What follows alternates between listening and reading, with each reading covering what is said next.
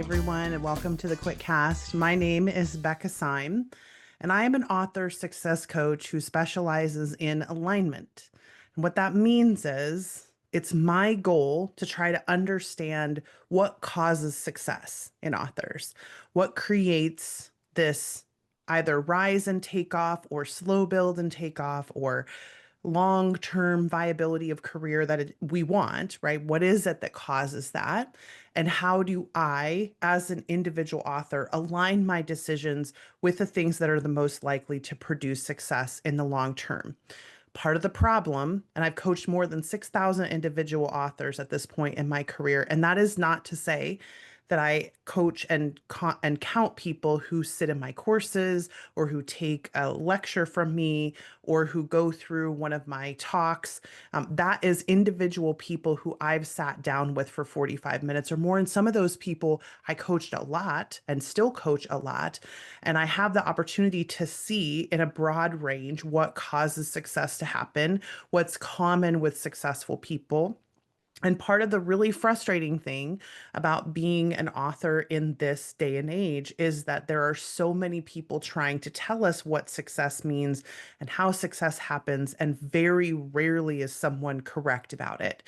And that is because we are always trying to attribute success to either our hard work, which is one of the factors for sure, our talent, which is one of the factors for sure, or our correct strategies or our correct tactics. We're trying to attribute it to, I did X and Y and Z, and if you do X and Y and Z, you too will have the success that I have had. And that is not correct. Alignment does not happen because I do things correctly according to an objective standard. Unfortunately, alignment happens because I do things correctly according to who I am and what I can offer and what assets I have. It is such a personal alignment, which is literally why we exist. It's why we individualize everything. It's why we coach so much. It's why everything that we do has some kind of personalization attached to it.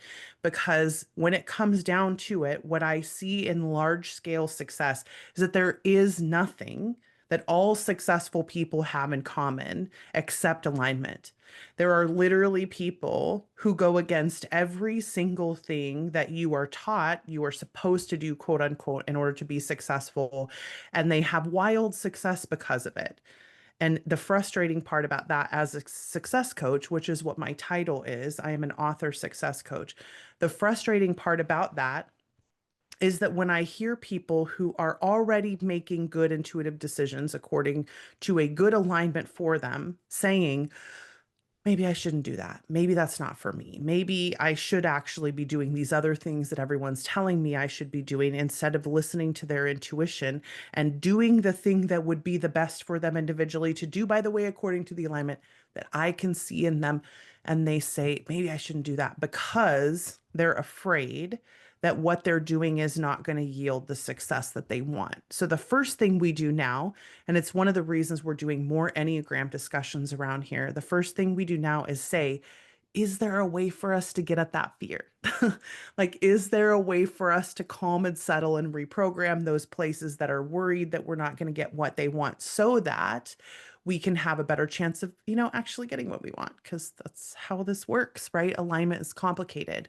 But then also to be able to provide opportunities to learn what is it that causes alignment to happen? What is it that's the most likely to organize?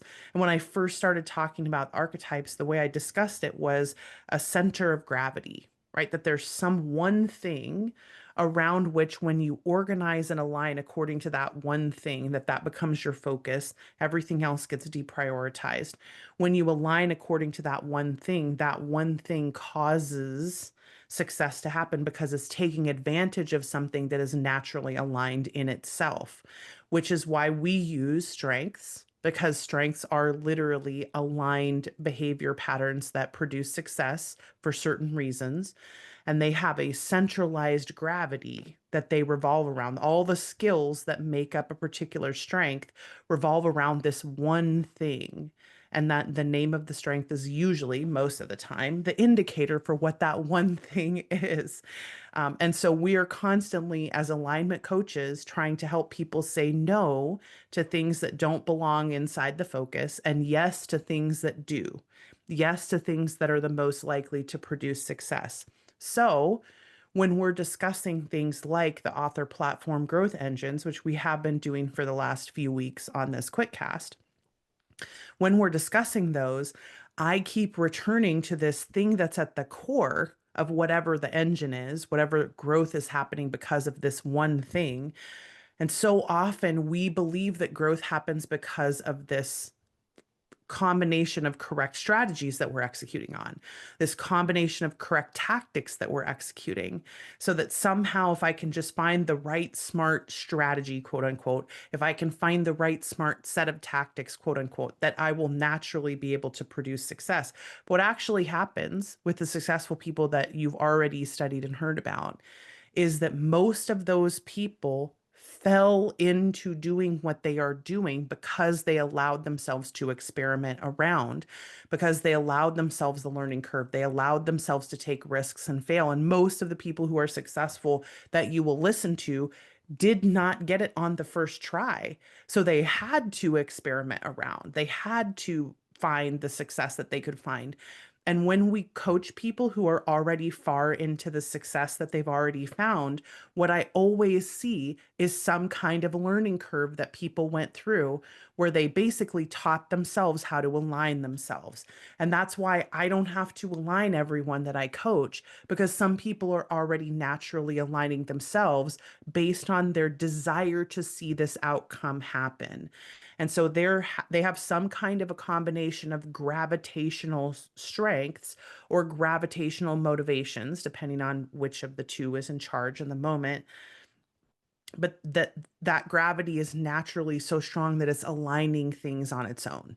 So when I'm talking about author platform growth engines, I have in my brain this template of how strengths work or how Enneagram works, where it's naturally producing a gravity because this thing is so central to all of these different tactic strategies, skills, etc., that it is naturally winnowing away the things that are not causing more success to happen. And when we talk about growth engines, what is it that's actually growing your platform? When you are one of the content driven growth engines, which means that the books themselves, the actual reading content you are producing for readers is what is growing your growth engine, you're growing your platform, then you have either the spawn respawn kind of set of strategies where you're trying to do just one thing and we want to focus all of our attention on just trying to make this one thing work, versus the person who is more open to multiple things, who may want to do more than one thing when they are eventually successful, who may be interested in multiple things, who is not so driven and focused on just one thing, that they're able to kind of open their mind to all these different experiments. And I mentioned last time that when I think of these laboratory people, I think of them as having almost multiple bubbling experiments going on at one time. They may be spending a decent portion of time working in one direction, but it is not necessarily the thing that they have to do because I need to see if this will work, right? It's more the laboratories have a much more open sense towards their content. They're much more interested in multiple different things. They have the option of being happy taking off in any different thing. They're usually not as interested in trend chasing, although if they are, they're interested in trend chasing for different reasons. Whereas, like the trend itself for a respawn, like when I talk to people who are very motivated in this way, I almost see the excitement and enthusiasm just grow in them, right? Like they're so excited about this one thing. And again, it may not be because of the trend, because I want to be cautious to not just assume that everyone who's a respawn is a trend chaser. That's not necessarily happening. But there is this desire in them for this one thing to be the thing that they're doing. And it may be the trend, or it may be the genre that they've always loved, or it may be just this one thing they want to focus on. but they get very narrow in what they want to focus on. And then the happy thing about being a spawn respawn is you can kind of ignore everything else. You can be happy for other people, you can be interested in maybe what other people are doing, but you are by and large not paying a whole lot of attention to all of these other trends and trend chasings and things like that. So that there's a benefit in that for sure. It just means that for the time, you're probably going to have to do more of that one thing. And that can actually frustrate laboratories sometimes because they aren't always interested in doing just one thing. And usually they're going to get bored by doing just that one thing. And then if they're still making money doing that one thing, they're eventually going to have to keep doing other things on the side.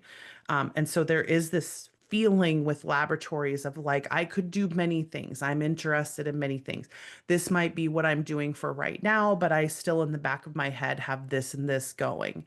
And usually people who are more of a laboratory are the type of person who can get bored doing something either when they become too competent at it or when they've done it too much.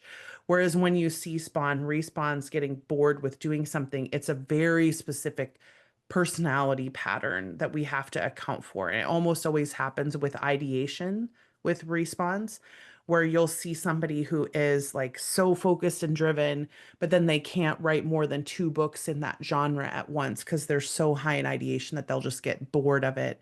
And then you have to force them to do something else because they don't want to. Like their drive to do this one thing and make sure this takes off is really significant. You have to kind of convince them to do other things.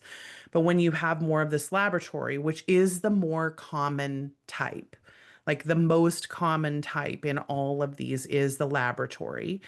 And that's primarily because the learner trait or the input trait or the adaptability trait or the activator trait, to use some strengths language. And if you don't know what your strengths are yet, that's okay, because if you resonate with the laboratory, you are more likely to have one of those. So, for those of us who are content driven, who ride the line between laboratory and respawn, I'm going to encourage you when we get into the action points that the content engines, either the laboratory or the respawn, are the action points for them are almost exactly the same.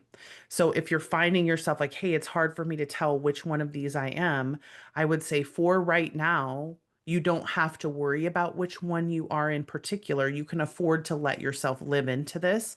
Where clarity tends to come in people who are one or the other is when they've done about 5 or 10 years worth of work in the industry. So when you're 10 years in, I can almost always tell you exactly which one you are because I will have seen enough of the evidence. But again, this isn't always a personality thing. Sometimes this is a fear motivation thing. So I'll give you an example. Like I have a person that I've coached who I thought for the longest time was a respawn. And when they did some Enneagram work and started calming those insecurity fears that they had about their future and did some integration of like security practices throughout their entire platform and life, then all of a sudden it's like, oh, you're not a respawn at all. That was a fear response. Like you thought that was what you were supposed to do, and it turns out you actually want to do this very different thing. And so it was really fascinating to watch this change happen because they had been doing this long enough that I was pretty convinced, nope, this is just what you are. And this is yet another example of why we have to live into some of these things. Why I encourage you sometimes with your Enneagram types to just do the work that's in front of you now and then see how that work goes, because there isn't always going to be an exact indicator at the beginning.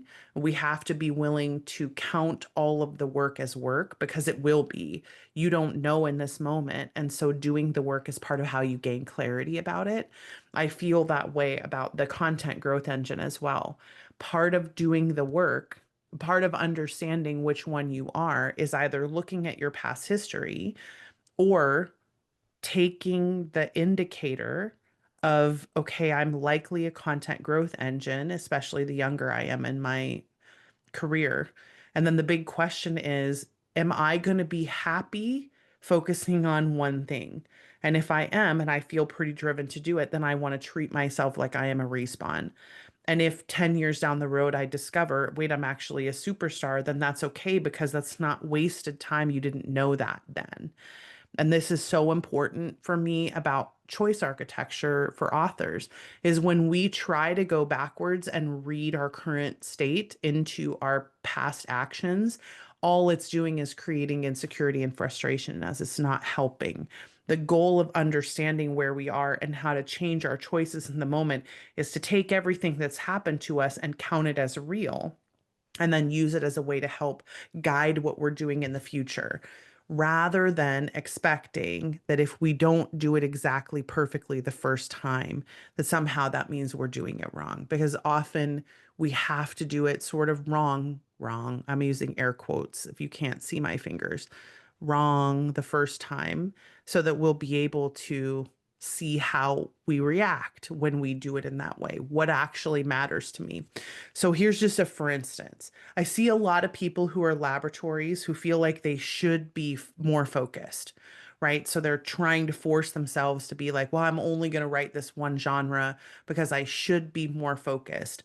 And then they end up treating themselves a little bit more like a respawn. And they might get 2 or 3 years into that of writing in just one genre, especially if they find results like they're finding success doing that. And then they end up getting frustrated 2, 3, 4 years in because they're not able to do any of these other bubbling experiments that they have in the back of their head. And meanwhile, unless they are actually making so much money that they have to be paying their mortgage with their writing, I will say, if we look, because I'm high futuristic, if we look forward 10 years and we stand in 2035, we look backwards on the last 10 years, is it actually going to create a better 10 years from now experience in your life if you let yourself be the laboratory instead? Because are you actually going to get what you want out of life if you make it to the end of this 10 years and you haven't done any of those other bubbling experiments? You haven't let yourself, right? Like a lot of our laboratory people that I coach are people who will be like working on one thing and constantly thinking about this other thing. And I'm like, okay, yes, let's talk about whether it's productive strategy or not to just let yourself work on whatever you want to at any time. But if allowing yourself to work on multiple things is actually going to make you finish all of those things faster than it would if you treated yourself like a respawn and tried to narrow your focus down, only let yourself focus on one thing, then would it actually be better for you over the course of this 10 years? Am I going to finish 50 books instead of 12? Because I let myself do a little bit of everything all the time. Yes, it's possible that in a one particular year, I might finish one if I'm working on six at once. But if I look at a larger scope of years, am I going to finish 50 instead of 12 if I let myself treat myself more like a laboratory? Because again, the downside of most of our thinking is that we are so urgent in our needs. Like we're being so driven by this, like, well, it has to happen right now. If I don't get this book out, if I don't do this thing, and we're not taking a long enough view of what it looks like to be an author for our entire lifetime. Do I want to have produced more books over the course of the next 10 years? Yes. Well, then sometimes the answer is do multiple books at one time, because that switching between those different experiments is actually going to help you get more books done in the long run than it will if you try to force yourself to only do one thing at a time. And again, the primary difference between the Respawn content growth engine and the laboratory content growth engine is the desire to be doing only one thing and see if I can make this one thing work. And if I am more like that, that I want to treat myself like the Respawn. And if I am less like that, I want to treat myself more like the laboratory. And I want to take maybe that 10 years view and see if I can get more traction over the longer course of my career if I let myself work on multiple things at one time and just allow myself to be in that space. Of course, that makes cover decisions and marketing decisions difficult, because if I'm going to write historical mystery, urban fantasy, cozy fantasy, and let's say nonfiction all at one time, I may not want to buy covers for all of those in 2025 because I may have to buy new covers for them when I eventually release everything because the cover trends in 2025 and 2030 are going to be different. So if it's going to take me 5 years to get all of those series done to a point where I can release them, is it better for me to wait? Probably. And then here's where we come to the choice architecture. Is it necessary for me to be patient in both of these content growth engines? Yes. Is it necessary for me to wait on absolutely everything, right? If I'm trying to make smart choices about how to release books? No, because some of us are happier not waiting. Some of us are happier making fast decisions, pivoting, things like that. So I may need to be patient about how I expect things to happen, but I may not necessarily need to be patient especially if I feel more comfortable saying, I'm not going to want to change this. I'm going to want to do this way. So where I encourage patience for both of these content growth engines in terms of how you're making decisions in the present moment, where I encourage patience the most is in the expectation of success. So I may want to change my expectations around my launches to be more about what I accomplish in my behavior and my actions rather than in what the outcomes are. Because I know that in this day and age, it is likely going to be hard to grow platforms unless I get luck and timing on my side. So I'm always in my head saying, did I get luck and timing on my side? If I didn't, I changed the way that I hold myself accountable for things. Because if I can't control the luck and timing, then I'm not going to hold myself accountable for, well, it didn't take off on TikTok. Well, okay, I can't control that. Did you make the TikTok videos? Yep, I did. And then they didn't take off. Okay, then I'm going to try again. And not to make more TikTok videos, but I'm going to write another book. I'm going to move along in the process. And I think this is the part that laboratories and response who haven't yet had high levels of success struggle. They really struggle to allow themselves to have not experienced luck and timing because there's so much urgency wrapped up in this need to succeed quickly that they're not allowing themselves to say, I didn't get luck and timing, so I need to move on and do the next book or the next project or the next series because they feel like it has to take off now or else. But that indicator is just not true anymore. Like there is no sense of urgency because we need patience for the long game that we're going to play in this industry. And it may mean that I do some launches that are not great, that don't yield the kind of money that I want them to.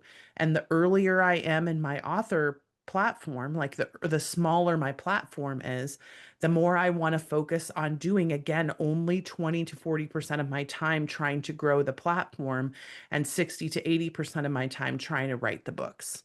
And that is the primary reason that I am encouraging people who don't yet have either these giant platforms that they have to maintain when the rules change. And either they have to hire staff to do things or they have to do it themselves. But either I have this giant platform that requires a lot of maintenance or I don't. And if I don't already have a giant platform that creates a lot of maintenance, for most of us, what's going to create a larger version of that is releasing more books that readers want to read. And the discovery process is likely going to be pretty painful right now because either you have to pay to get discovered or you have to get luck and timing to get discovered. So this is about resilience. And I'm trying really hard not to feel like all of this is just bad news for everybody because I actually see it as really good news. I see it as the thing that can help us not quit early because we can see, hey, if I have a part-time job, and this is something that the book isn't out yet, but somebody who's very close to me is in the middle of writing a book right now that's about how to kind of gather this resilience in our body, mind, and process and try to make this long game possible for ourselves, right? And I'm really excited to be able to talk about that when the book is eventually available, because I think that a lot of us would do better thinking about trying to build something in the long term rather than assuming that it has to happen right now. and trying to throw absolutely everything we can at it. So anyway, I need to stop because otherwise I'm going to continue just talking about this for forever. And I'm going to lose this reminder that I wrote to myself about please hit the action point hard. Because I would say the action point for laboratories, and it's a similar to the respawn action point, is we have to spend a large amount of time prioritizing the writing. And often for laboratories, what this means is no social media first, no email first, no ads first, no really quick checking things. Open the manuscript first and see if we can get into it. And we just ask the question, right? You ask, can I write the next sentence when I'm facing the cursor? That's the question. Don't ask it before you get the manuscript open. Don't ask it when you're driving down the road. Ask it when you're sitting in front of the computer with your manuscript open, looking at the cursor. Do I know what the next sentence is and can I write it? That becomes the primary goal. And I would say at every level, because the danger zone is to hear me talking to early in their career laboratories or early in their career respawns and think, well, there's nothing for me in this. Nope, the rule is the same. The rule is the same no matter where you are in your career. The more successful you get, the more the percentage has to go down, especially if you're not yet in a super mature business, right? Where you can just hire people to do everything that you need to do and you focus on just delivering the content. For the majority of us, what we are going to do with our time, no matter what level we're at in the respawn and the laboratory, is to spend 60% to 80% of our time focusing on the manuscript time blocks content production for our books. It may be content production for translations. It may be content production for audio if we are in later business phases and we have the time and money to invest into those things and reasonably expect that we're going to see a return on them. But primarily, I want us to focus on the manuscript time blocks, and in particular, because that's why most of us are here.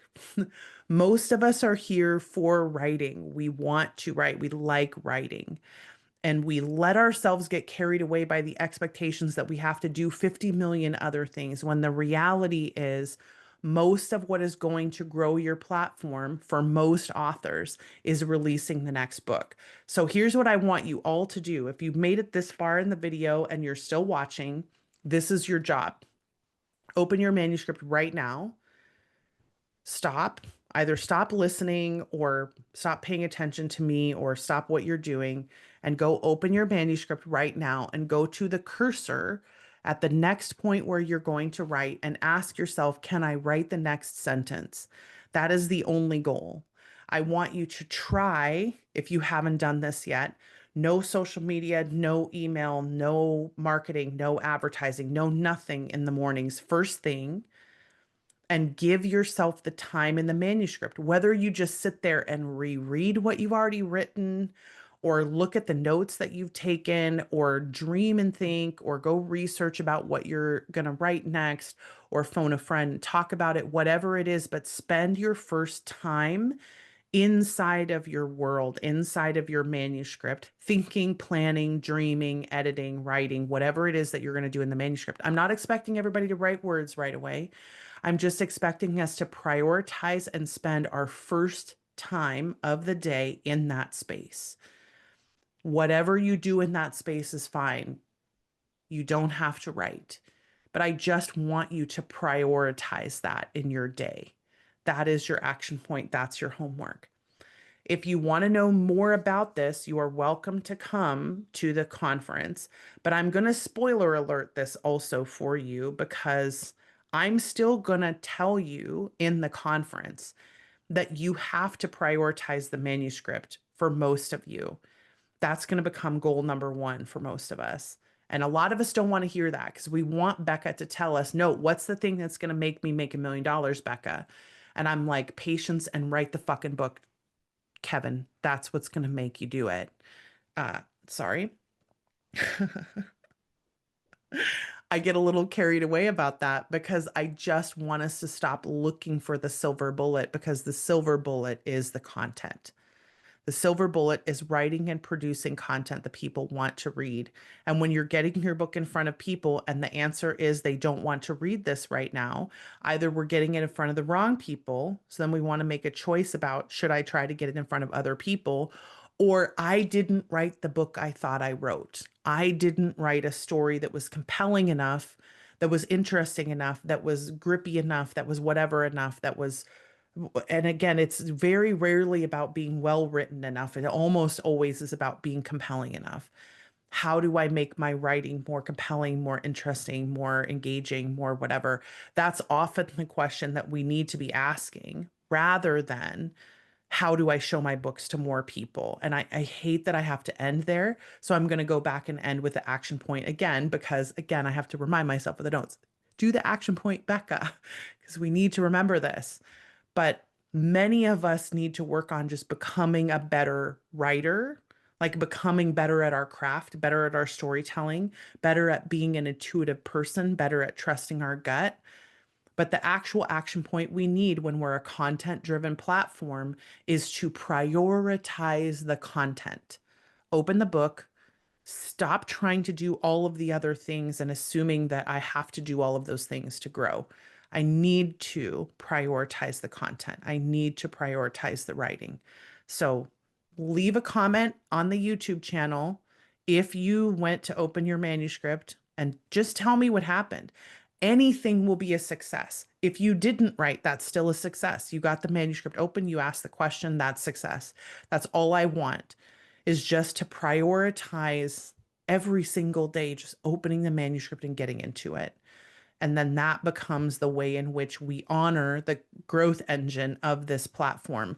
We have to practice patience. It sucks, but we have to do it. And then we have to honor the platform growth engine that we have, which is content. Okay. So, oh, two quick things, because just in case you haven't seen this, just over my left shoulder here is this paper flower version. I'm just going to show this to you really quickly. This paper flower version of the Quit book, which is my new favorite thing of all time. Isn't it amazing? So there's little white flowers of my pages, and then this blue flower is the actual cover of the Quit book. It's incredible. I got it as a present from a vendor friend who is located in Cleveland, and I'm going to drop in the notes about where to find these because I am immediately going to get more of these. I love them. Oh, it's called, there you go, Love Angie, ANJI. I think she's on Instagram as well. I tagged her, but I wanted to show you this up close because it's really incredible. You kind of can't see it in the background, but I am in love with this thing. It's amazing. It was by far the coolest thank you gift that I've ever gotten for doing some strengths work for some people. So yeah, that was amazing. And the second thing is because we are still in June of 2025, we have the author platform growth engine, the author platform growth summit coming up here in July. And I really do think this is going to be helpful for authors of all levels and all types of growth engines. We are also going to do both some strengths work and some Enneagram work. We're going to do some Joy Penny's work. We have a lot of things planned for this. It's going to be long. Everything's recorded. We're going to do live drops of all these pre-recorded workshops this time because I'm recording everything leading up so that I can be actually live in the chat with you while we are all watching the workshop together. We tried this a few years ago where we did live drops of the workshops that were pre-recorded instead of me delivering the workshops live. And it was so much better. The experience was so much better that we've started experimenting with doing some of that again. And I'm going to do that this year, which I'm really excited about. So I hope you'll join us. We'll drop a link in the show notes about it so that you can join. You can also get to it by going to betterfasteracademy.com/links. And everything that you need to know about us is on that, betterfasteracademy.com/links. It's how you find the coaching, how you find the summit, how you find all of our Patreon content, all of the strengths videos are on there. Everything we do is on that link. So yes. pretty book flower, which they when they texted me about it and they were like, "Hey, you got the gift. That's so exciting."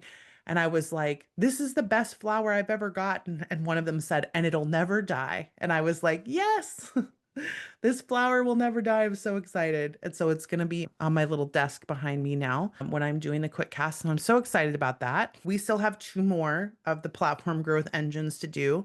We have the Superstar and the Sandbox both. We're going to do those in the upcoming videos. And then I have some real big plans for us. I'm very excited for the things that we're doing after this on the quick cast. So I hope you will join us next week on the Quitcast. We'll see you next time, everybody. Bye.